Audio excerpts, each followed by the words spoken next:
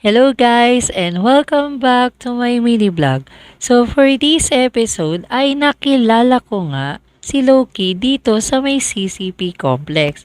At ito nga ay niyaya niya ako mag-trail at sumama naman ako at sinimula na nga namin mag-trail dito sa may CCP complex hanggang sa makarating na nga kami dito sa may CCP intersection. At tumawid na kami dyan at tuloy-tuloy na ang aming pagpadyak. So, syempre, sa una, wala pa masyadong sasakyan dahil umaga pa lang. At tuloy-tuloy na namin pinadyak yan papunta dito sa may Manila Diamond Hotel. O ayan, di ba? Ang ganda. Hanggang sa makarating na kami dito sa may intersection ng Luneta.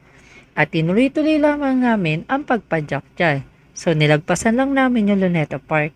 Medyo dumadami na yung mga sasakyan hanggang sa marating na kami dito sa may Intramuros. At tinuloy-tuloy na nga namin yan. Medyo nag-enjoy na dyan si Loki dahil hindi niya kabisado yung ruta.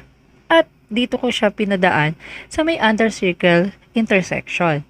At dumaretso kami sa may Intramuros wall. At itinur ko siya dito sa may wall na to dahil hindi pa raw niya napupuntahan.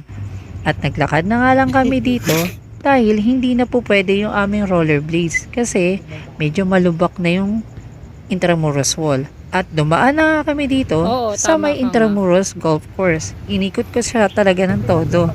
At sobra naman siya nag-enjoy. So hinayaan ko lang siya kasi first time nga niya dito pumunta sa may Intramuros wall. At nag-ikot-ikot lamang kami rito. Hanggang sa nag-decide na kami magsuot ng rollerblades at nakarating na kami dito sa may pamantasan ng lungsod ng Maynila. At tuloy-tuloy lamang ang pag-ikot namin sa Intramuros Wall hanggang makarating kami rito sa may Manila Bulletin Office. Dire-diretso lamang yon hanggang makarating nga kami sa may Letran. At tuloy-tuloy pa rin ang pagpadyak namin hanggang makarating kami rito sa may Immigration Office. At hinanap nga namin yung iskinita papunta sa may Binondo Bridge. At ito na nga yun. Tuloy-tuloy lamang ang pagpadyak namin. Medyo nakakapagod na nga kasi medyo mataas na rin yung sikat ng araw. At tuloy-tuloy pa rin ang aming pagpadyak. Hanggang sa umahon na nga kami dito sa may tulay.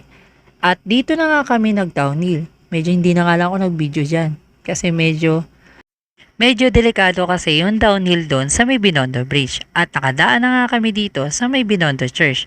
Hanggang sa makarating na nga kami dito sa may entrance ng Chinatown.